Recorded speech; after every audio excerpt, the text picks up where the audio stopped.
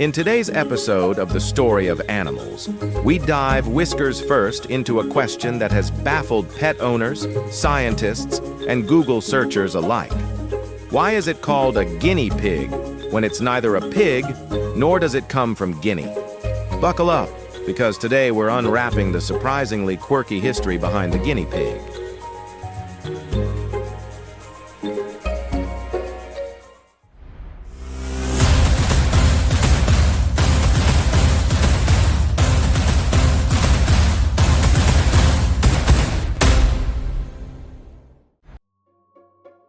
Let's start with the basics. Guinea pigs are small, furry rodents that have become beloved pets worldwide.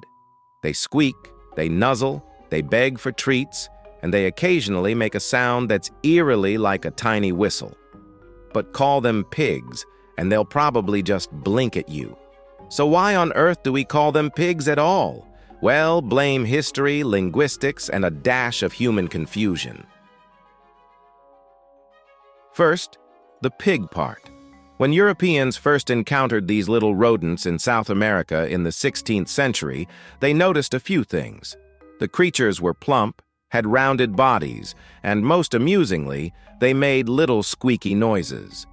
In a world where onomatopoeia was apparently the coolest naming method, some Europeans decided, hey, these squeak like pigs. And just like that, the rodent was branded a pig. Not a hog, not a boar, but a pig. But here's the twist. Unlike actual pigs, guinea pigs don't oink. Their sounds are more like weeks, purrs, and little trills. So technically, they're imposters in the porcine world. Yet the name stuck, probably because it made them more endearing, or maybe just because Europeans were terrible at naming animals back then. Now let's tackle the guinea part of the name. At first glance, you might think these little fluff balls hail from the West African country of Guinea. Surprise! They do not. The guinea in guinea pig is a mystery that involves both commerce and geography, sort of like a centuries-old game of telephone gone wrong. Here's what likely happened. European traders brought these rodents from the Andes in South America to Europe via various trading ports. Many of these ports were in regions controlled by traders from Guinea, or in some cases the term Guinea was used in England at the time to refer vaguely to distant exotic lands. So even though the guinea pig was shipped across the ocean from Peru or Bolivia, it got labeled with a name that sounded foreign, mysterious, and marketable. Basically, guinea pig equals weird little pig from somewhere far away. Another theory, and one that's delightfully confusing, is that guinea was simply the British term for a small coin in the 17th century. Traders and sellers might have used the term guinea to indicate the cost of one of these rodents. So you could think of it as, hey, I have a cute little guinea pig and it costs a guinea. A tiny furball with a built-in marketing strategy. Genius, right? But the story doesn't end there. Over the centuries, guinea pigs went from exotic curiosities to laboratory companions and eventually cherished pets. Europeans bred them for fur, food, and even philosophical musings.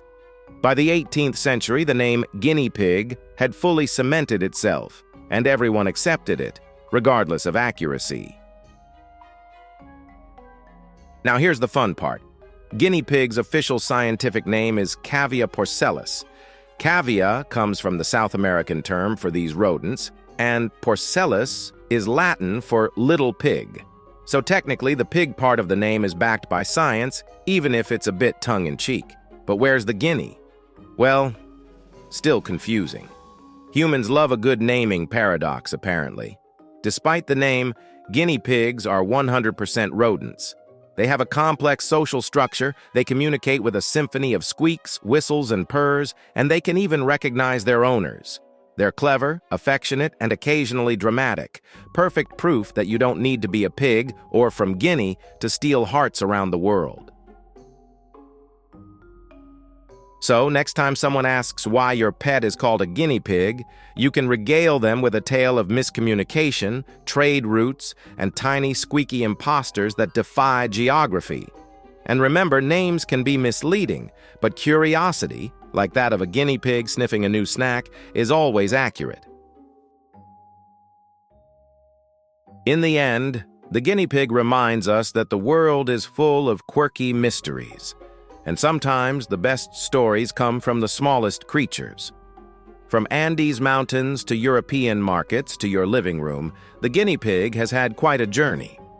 And all it took was a little plumpness, some squeaks, and a name that didn't quite fit. Now, it's time to see how much you've learned from today's episode. We've got 3 fun trivia questions coming up. Ready? Let's start. Question 1. Why is the pig part of the guinea pig's name? A. They were originally farmed as pigs. B. They make squeaky noises similar to pigs. C. They eat like pigs. D. They were used in pig experiments.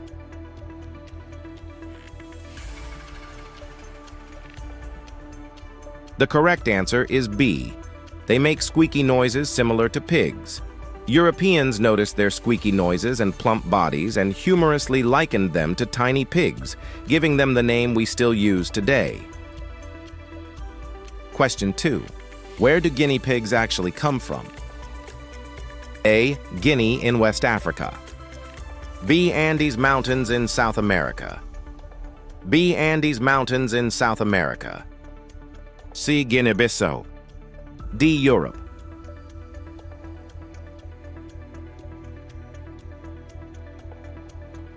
The correct answer is B. Andes Mountains in South America. Guinea pigs are native to the highlands of Peru, Bolivia, and surrounding regions, not the African country of Guinea. Question 3. What does the scientific name Cavia porcellus mean? A. Little explorer. B. Little pig. C. Mountain rodent. D. Exotic squeaker.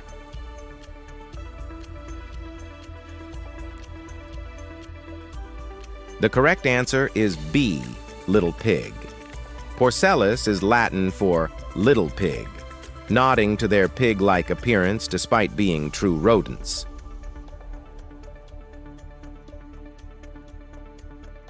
Great job if you got all 3 questions correct.